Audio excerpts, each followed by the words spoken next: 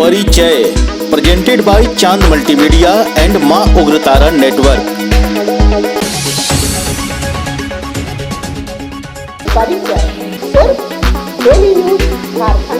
मैं अकेला ही चला था जानी में मंजिल, मगर लोग मिलते गए और कारवां बनता गया।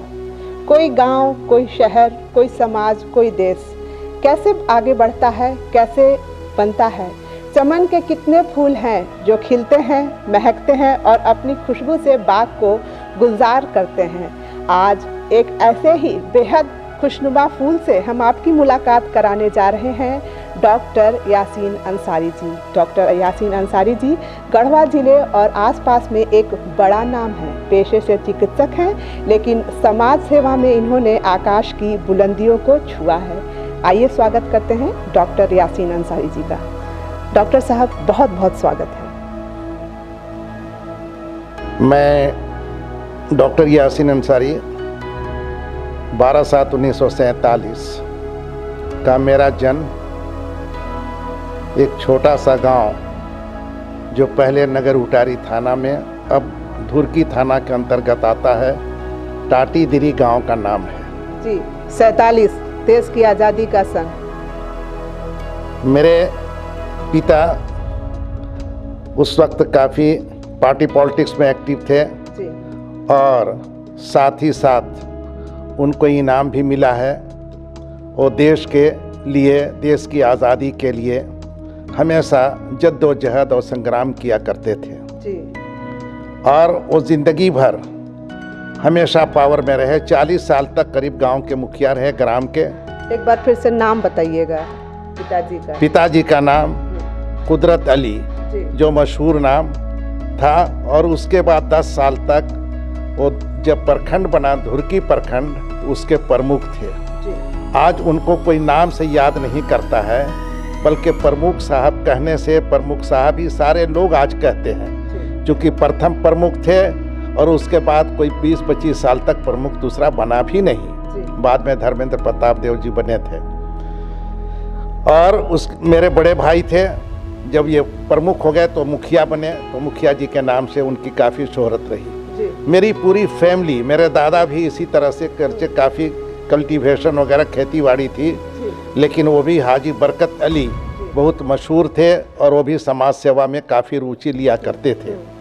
तो ख़ानदानी हमारी मतलब जो है विरासत में मुझे मिली सेवा करने की। और मेरे परिवार का माहौल ही था देश सेवा और समाज सेवा। समाज सेवा।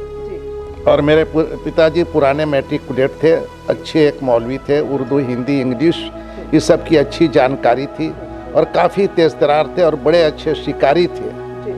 और साथ ही साथ सारे लोगों को हिंदू मुस्लिम एकता का एक प्रतीक थे।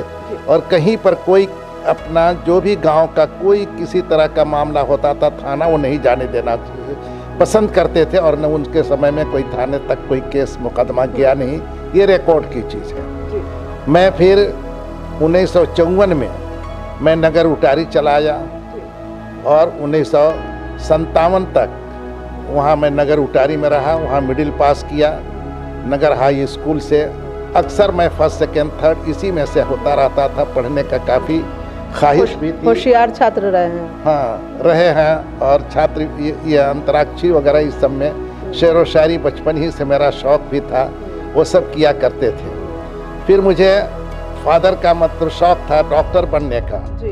नगर उटारी में डॉक्टर राम वृक्ष थे, डॉक्टर शंभूनाथ थे। उनको देख करके कि मैं अपने लड़के को इन्हीं लोगों की तरह डॉक्टर बनाऊंगा। डॉक्टर की इज्जत काफ़ी थी और उस वक्त डॉक्टरों की कमी थी, ज़रूरत भी थी जी। हाँ, तो वहाँ आर्ट्स की पढ़ाई होती थी। मैं 1958 में बगैर बल्कि माता पिता के पूछे हुए गढ़वा आ गया। और गढ़वा जा करके मैं यहाँ हाजी छकुड़ी मियाँ, जो इन दिनों गढ़वा की जो पहली पक्की बिल्डिंग जो नज़र आती है राके मोहल्ले में, वही बनी थी। उसके बाद जवाहर शाह वगैरह की दूसरी पक्की बिल्डिंग गढ़वा में बनी थी। वो मेरे रिश्तेदार भी थे, मेरी बहन की शादी थी, वहीं मैं रहा। और 8वां क्लास से लेकर के हायर सेकेंडरी तक मैं गोविंद हाई स्कूल का छात्र रहा।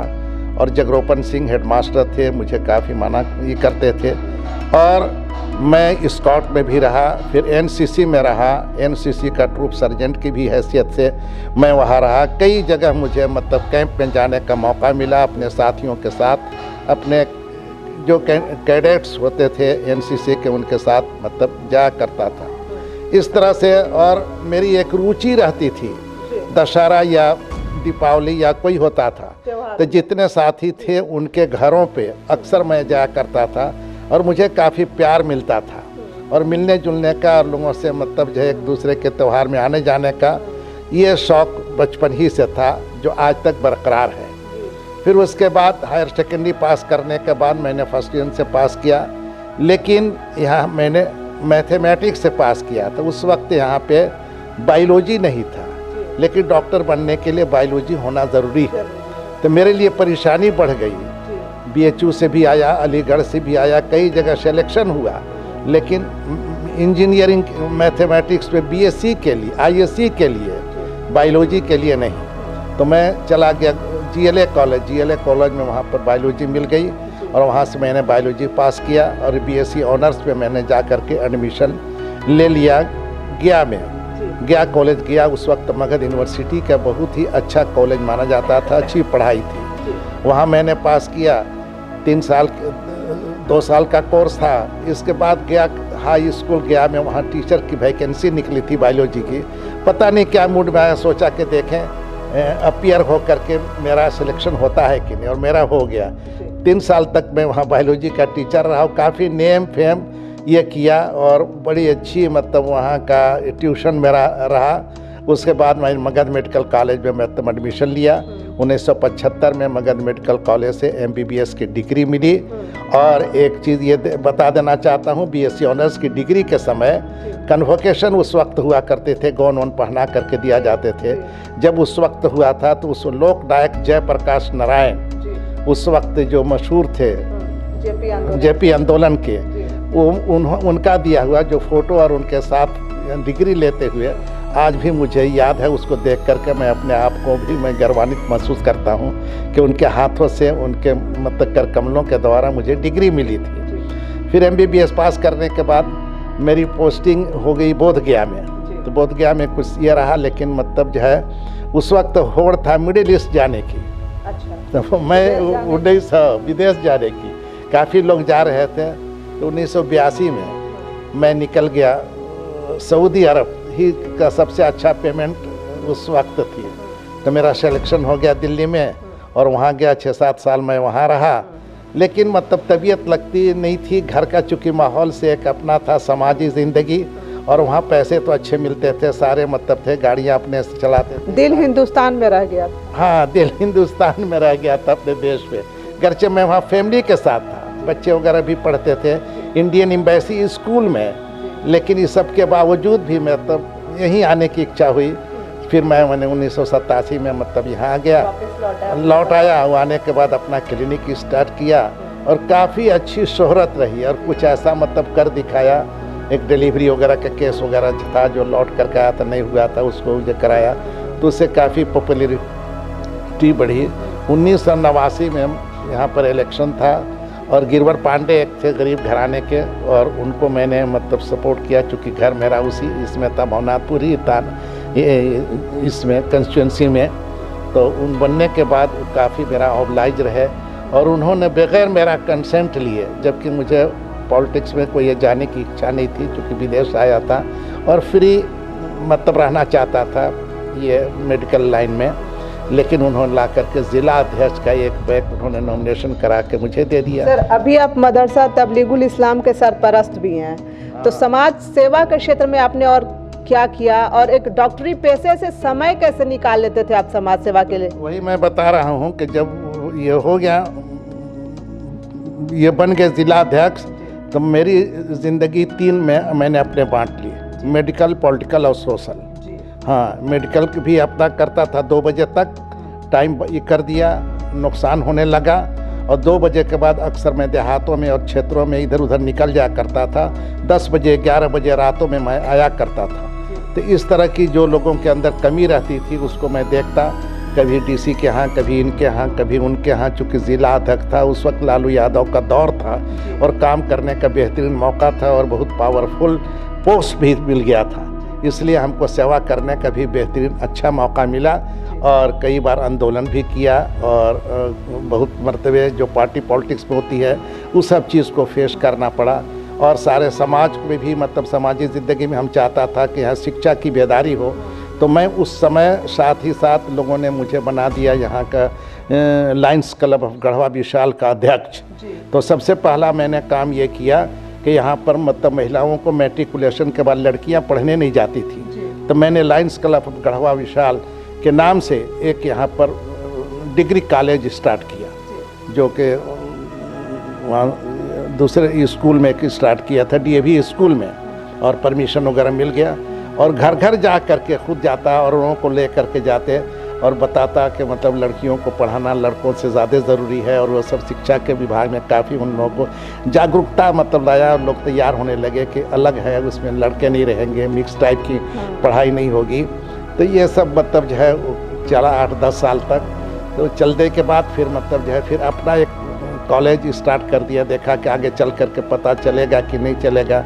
लायंस क्लब के सौजन्य से चल रहा है, तो फिर मतलब डॉक्टर यासिर मिल्लत इंटर कॉलेज मैंने स्टार्ट किया और वो भी चल रहा है। और साथ ही साथ अपने गांव में वहाँ पे एक national public school, English medium school, हम सोचा कि बच्चे जो है गरीब हैं ये हैं तो गरीब बच्चों के लिए स्कूल भी आप चला रहे हैं। महिला उस वक्त गढ़वा में महिलाओं को, बेटियों को पढ़ने के लिए नहीं भेजा जाता था, आपने उनके लिए कॉलेज की भी स्थापना करी, अस्पताल के लिए भी आपने स्थापना की है, अस्पताल भी चला रहे हैं, उसके बारे में भी जरा बताएं। यहाँ पर मतलब जो एक तैयबा नर्सिंग होम मैंने स्टार्ट किया और उस वक्त डिलीवरी वगैरह का नहीं था, 2-3 महीने नर्स रखा और यहाँ पर डिलीवरी वगैरह का ये सारी चीज़ों का ये हो गया। अभी बल्कि कभी कभी इधर 5-6 साल मेरे इसमें यहाँ के SDO ने ये किया कि मतलब जो इतने जो बर्थ सर्टिफिकेट आते हैं डॉक्टर साहब देते हैं, ऐसा क्यों देते हैं। तो मैंने कहा कि उस वक्त गढ़वा का आप इस देखिए नेट पे तो 3 चीज़ नज़र आती है। पहली चीज़ है वो गढ़वा गढ़देवी मंदिर, दूसरा चीज़ है बंशीधर मंदिर और तीसरा चीज़ है तैयबा नर्सिंग होम, चौथी और कोई चीज़ नहीं। इसलिए तो उस दौर में जब गढ़वा में स्वास्थ्य सुविधाएं बिल्कुल भी नहीं थी, उस समय आपने अस्पताल की स्थापना करी। जब महिलाओं के शिक्षा के लिए कोई केंद्र नहीं था, आपने महिला स्कूल और कॉलेज की स्थापना करी। तो शिक्षा, स्वास्थ्य और इसके अलावा और आपने क्या किया समाज सेवा में? एकदम कंटिन्यूअस में 10-12 तक सेक्रेटरी भी रहा, फाउंडर सेक्रेटरी का ऑल इन ऑल जो रिस्पॉन्सिबिलिटी होती है महिला कॉलेज के बारे में। इसके अलावा मतलब जहाँ हिंदू मुस्लिम का आपस में भाईचारगी में थोड़ी कुछ खटास सा हम महसूस करता था। 2-3 व्यक्ति कैसे हुआ सर? शुरुआत में तो ये थी नहीं, वो दौर कहाँ से आया और आपने कैसे संभाला यहाँ हिंदू मुस्लिम? लेकिन एक नई पॉलिटिक्स हुई और पैसा उगाही के लिए कोई दिल से वो नहीं करते थे। हाँ, दोनों ग्रुप में से कुछ ऐसे लीडर बन गए और कुछ पैसा हासिल करने के लिए बीच में मतलब ये किया।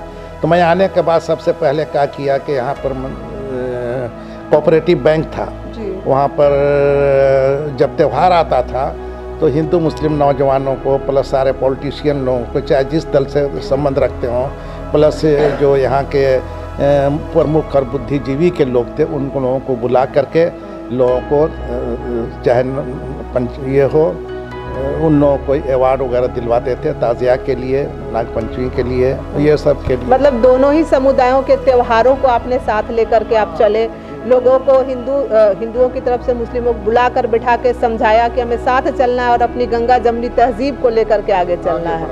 और हिंदू मुस्लिम एकता के लिए आपने और क्या किया? मैंने साफ कह दिया कि मेरी थ्योरी है, हयात लेके चलो, कायनात लेके चलो, चलो तो सारे ज़माने को साथ लेके चलो। ये मैंने मैसेज दिया और लोग साथ देते गए। और आज कोई ऐसा घराना नहीं है जो कह सकता है कि डॉक्टर साहब ने कभी ये, और मेरे दिलों में हमेशा रहा कि हर धर्म का मैं आदर करता हूँ, करता रहूँगा और हर कोई करने के लिए मैं यही अपील करता हूँ। और यही धर्म यही बताता है, मजहब नहीं सिखाता है आपस में बैर रखना। हिंदी है वतन है हिंदुस्तान हमारा, पुराना ये मतलब अल्लामा इकबाल का शेर भी है। तो ये सब चीज़ें हैं। आज इसके बाद ये सब मैसेज पढ़ता रहा और ये काफ़ी बहुत तरह की संस्थाएं हैं। संघर्ष और सेवा का, जी सर, संघर्ष और सेवा का ये दौर, ये बातचीत जारी रहेगी। एक छोटा सा ब्रेक हम अभी ले लेते हैं। सिर्फ डेली न्यूज़ झारखंड पर। चांद मल्टीमीडिया एक complete audio video solution centre, HD videography, still photography, video editing, video mixing, audio recording, audio video प्रचार, album, films and audio video से जुड़ी सभी तरह के कार्य किए जाते हैं। Chand multimedia, near Tiwari rest house, Raja market, Tanka road, Tadwa, Jharkhand. हमारा संपर्क नंबर है 93497838। ब्रेक के बाद आपका स्वागत है। डॉक्टर यासीन अंसारी जी हमें बता रहे थे कि आज़ादी के दौर से लेकर आज तक समाज सेवा के क्षेत्र में उन्होंने क्या क्या किया। आइए उनके बातचीत के कार्यक्रम को हम आगे बढ़ाते हैं। डॉक्टर साहब, आप बता रहे थे कि हिंदू मुस्लिम एकता के बढ़ाने के लिए आपने काफ़ी कुछ काम किया और इसलिए आप समाज के हर क्षेत्र में आप बराबर रूप से लोकप्रिय हैं और दिल से आप इस चीज़ को लगातार करते रहें। ये करने का अपना अपना एक तरीक़ा होता है। मैंने जो एक अपना तरीक़ा अपनाया तो उसमें कोई भी ऐसा समुदाय को मैं छोड़ करके नहीं चला। सभी समुदाय, चाहे मतलब छूत हो अछूत, जो उस ज़माने में चलता था, उनको बल्कि आगे बढ़ा करके अपने लोगों को सारे लगा करके और सब लोगों को साथ ले करके। तो ये सबका साथ सबका विकास का नारा आज आ रहा है, लेकिन आप काम इस पर पहले से कर रहे हैं। पहले से मेरा ये रहा और मतलब जो है ये नारा जो रहा तो मुझे पसंद भी आया प्रधानमंत्री जी का कि चलिए ये तो मेरा कार्य ऑलरेडी ऐसा चल रहा है और सबका विकास होना भी चाहिए और यही एक अच्छे सच्चे सपूत जो देश का होता है उसका विकास ही से मेन मकसद होना चाहिए। और सर, अभी लॉकडाउन में जो एक बुरा देश दुनिया ने और हमारे देश ने बुरा दौर जो देखा पूरी दुनिया ने और हमारे देश ने भी, कोरोना के कारण जो स्थिति थी, तो इसमें भी आपने काफ़ी समाज सेवा किया। कोरोना के समय आपने थोड़ा उसकी भी संक्षिप्त जानकारी दे दें। कोरोना के लिए दरअसल मतलब मैंने अब फ्रंट में अपना एज को देखते हुए गाइडलाइन सारी मेरी रही, लेकिन मैंने अपना लड़का, छोटा लड़का डॉक्टर असजद को सामने में रखा और इसका कंट्रीब्यूशन हमारे बड़े दामाद हैं, डायरेक्टर हैं, माइनॉरिटी डायरेक्टर माइंस सेफ्टी के, और अभी 7 ज़िले के चार्ज में हैं, अभी छत्तीसगढ़ के मतलब हैं रायगढ़ में, तो उनका भी कंट्रीब्यूशन मिलता रहा। मेरे एक दामाद और बेटी हैं, वो डॉक्टर भी हैं और मतलब दामाद इंजीनियर हैं, वो हैं मतलब यहाँ से ओमान में। उन लोगों को कहा तो भरपूर उन लोगों का मतलब जो है सहयोग रहा। उन लोग अपना पैसे वैसे और अपना सहयोग राशि अपना भेजते गए, तो यहाँ पे कमी नहीं हुई। तो गढ़वा में जो है जैसे ही स्टार्ट हुआ उसी वक्त से अपने यहाँ घर में नीचे एक स्टोर रूम बनाया।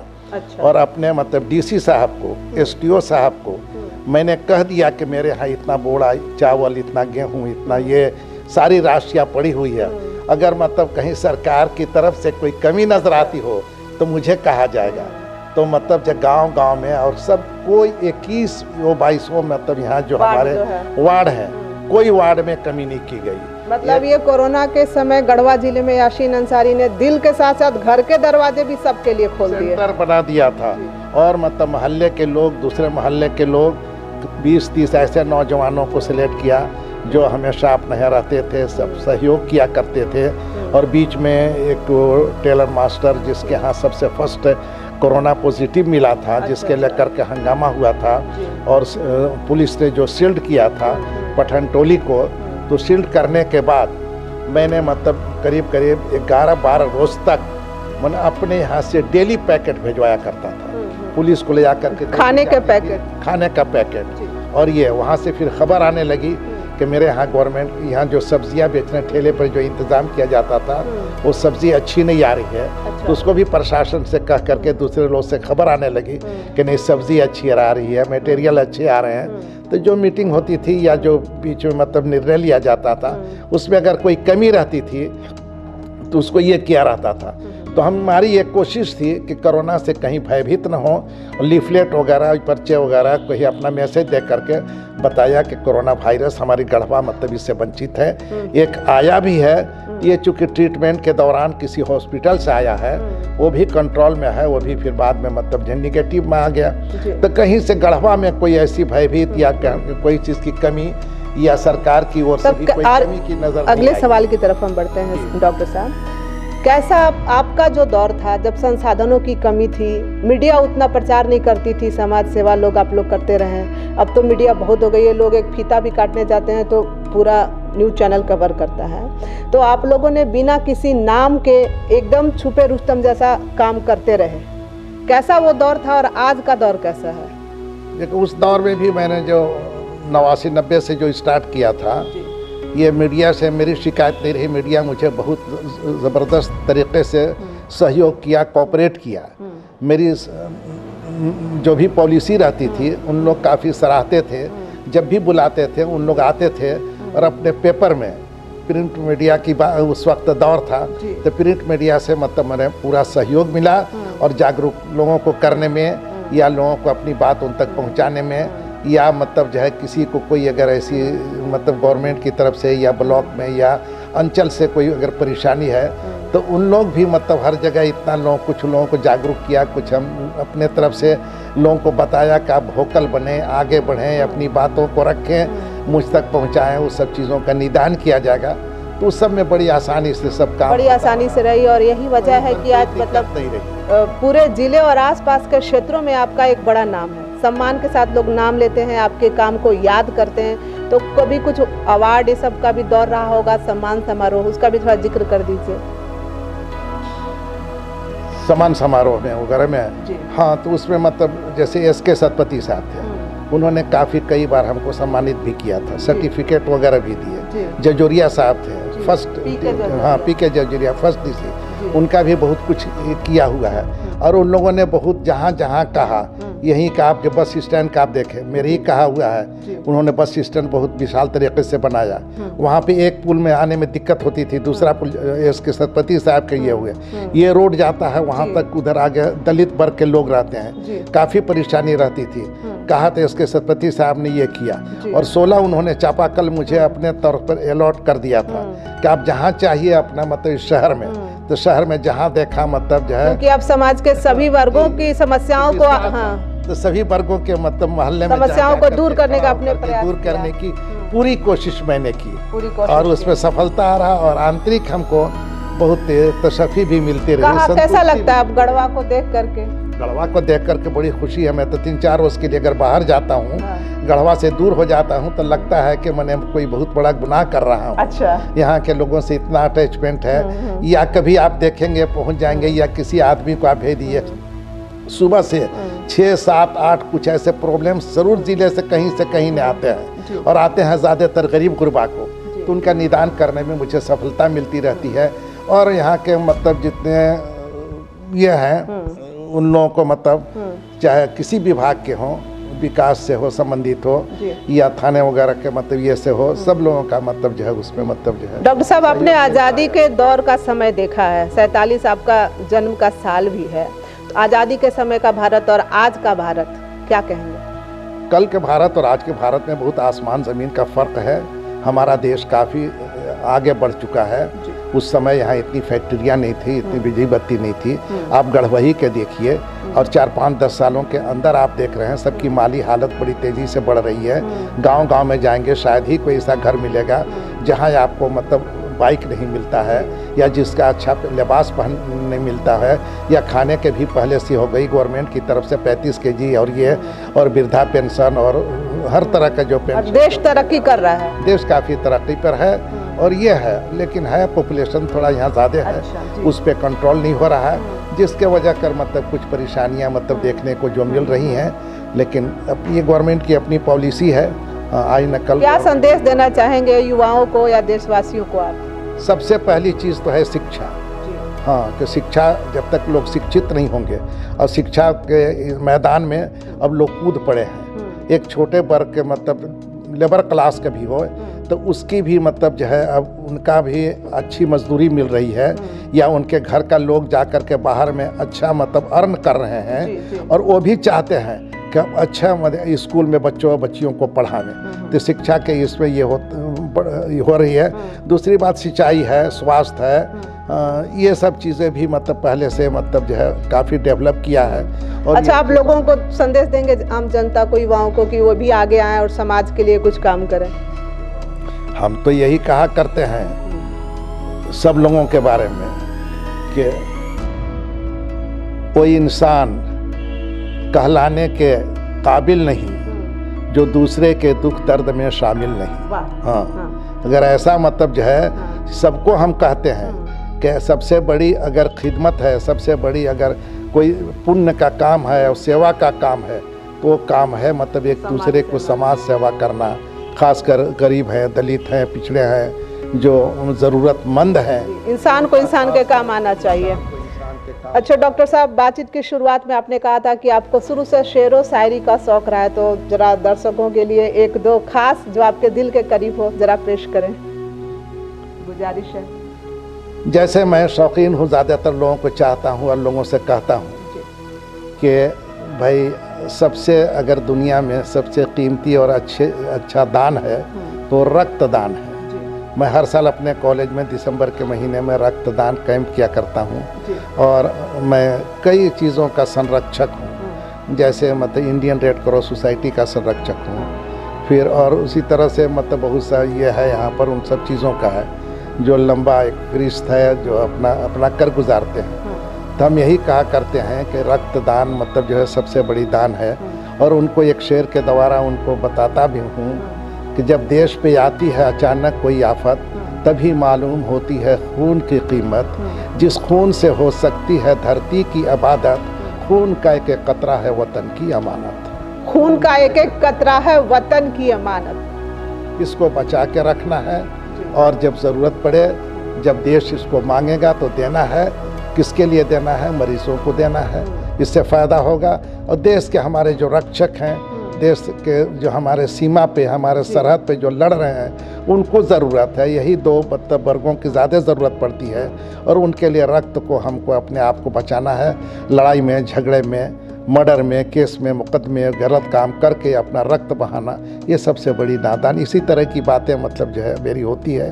हाँ, जिंदगी दो पल की कहानी नहीं, जिंदगी तो वो है जो गुजर जाने के बाद भी दिलों में जिंदा रहे। आज डॉक्टर यासीन अंसारी जी से बात करके और इस चर्चा को सुनकर हमारे दर्शक भी बेहद खुश हुए होंगे। डॉक्टर साहब, आपका बहुत बहुत धन्यवाद। आपने अपनी ज़िंदगी और समाज सेवा के कुछ पल हमारे डेली न्यूज़ झारखंड के दर्शकों को बताया। और यही है कि मतलब मैंने अपने घर को इस तरह सजा करके रखा है और लोगों को बताया है। सिर्फ बताने से नहीं, मेरे दो लड़के दोनों डॉक्टर, और डॉक्टर में सिर्फ MBBS डॉक्टर नहीं, PG के और स्पेशलिस्ट हैं। दोनों की मतलब जो है दोनों बहू जो मेरे हैं दोनों मतलब गाइनोकोलॉजिस्ट हैं, सदर हॉस्पिटल में पोस्टेड हैं। और मतलब जो है बताइए कि एक लड़की मतलब फॉरेन में वहाँ डॉक्टर है, उसका हस्बैंड वहाँ पे मतलब प्लांट में ये इंजीनियर हैं और बड़े दामाद वो बताया कि इतने ऊंचे पोस्ट पे हैं जो सेंट्रल गवर्नमेंट में हैं कि डायरेक्टर माइन सेफ्टी हैं जो 7 जिले के चार्ज में हैं। तो घर को मैंने लोगों के लिए एक नमूना बना करके लोगों के सामने पेश किया है कि डॉक्टर यासीन जब टाटीदिरी से घोड़ा से चल करके नगर उटारी में आता था, पढ़ता था और कड़ी मेहनत बोड़ा पे पढ़ करके जब हम अपने घर को अपनी ज़िंदगी में सिर्फ 60-70 नहीं 40-45 साल की उम्र में इतना किया है, तो मैं आपसे भी यही उम्मीद रखता हूँ कि आप अपने घर को इसी तरह से मतलब इल्म से और ज्ञान से और मेहनत से ये कीजिए। अरबी में कहावत है, लक़द ख़लक़नल इंसान फ़ी कबद। ईश्वर कहता है, अल्लाह कहता है कि मैंने इंसान को कड़ी मेहनत और मशक्क़त के लिए पैदा किया है। ये दुनिया में मतलब आराम करने के लिए। जो कड़ी मेहनत करेगा, मशक्क़त करेगा, वो तरक्की के राहों में सबसे आगे रहेगा और अपनी मंजिल वो ज़रूर पा लेगा। बहुत बहुत धन्यवाद डॉक्टर साहब। दर्शकों को ये इंटरव्यू सुनने में बहुत मज़ा आया होगा। इस इंटरव्यू को बार बार शेयर कीजिए, डेली न्यूज़ झारखंड के चैनल को सब्सक्राइब कीजिए और दूसरे लोगों को भी रिकमेंड कीजिए। दर्शक के चैनल के दर्शक हमारे बढ़ें, आपसे यही गुजारिश है। कैमरामैन राजा के साथ मैं शीतल विश्वकर्मा, डेली न्यूज़ झारखंड।